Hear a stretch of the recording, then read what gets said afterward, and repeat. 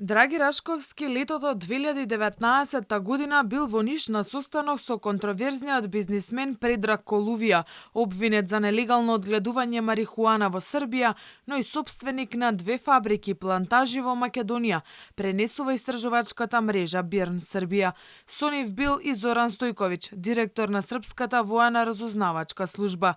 Бирн Србија дошле до документ во кој пишувало дека на состанокот во Нишката кафеа на Мрак бил шефот на кабинетот на премиерот на Македонија Драги, а според нивни извори, всушност станувало збор за поранешниот генерален секретар на владата Драги Рашковски. Од документот не е јасно која била целта на разговорот во таверната лоцирана на периферијата на Ниш, но се наведува дека била многу важна средба. Екс-владиниот секретар во разговор со Бирн Македонија пред да го објава текстот бил јасен дека не сака да зборува со новинари, освен за актуелното обвинение против него околу контроверзната набавка на софтвер.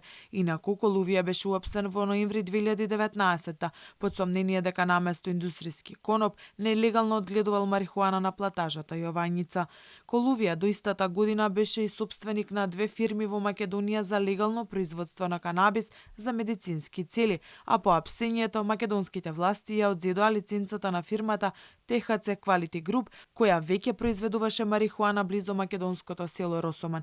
Поради како што беше кажано, фирмата не водела евиденција за секое стебло канабис, што е строга законска обврска. Колувија имал повеќе партнери во Македонија со кои легално одгледувал марихуана за медицински цели, но најголемо внимание привлекуваат струмичаните Александар Пепервалиев и Горан Крстев. ВМРО ДПМН го поврзуваше Пепервалиев токму со Рашковски.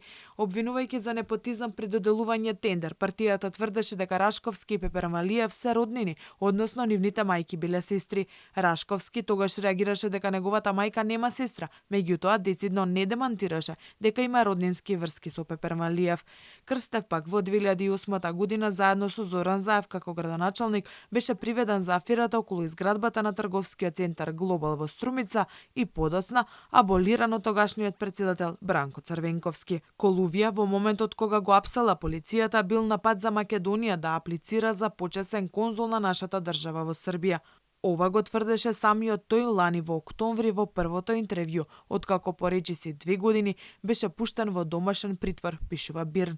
И откако српската полиција го уапси Колувија и во постапката се покажа дека има соработници во Македонија, македонското обвинителство никогаш не отвори истрага.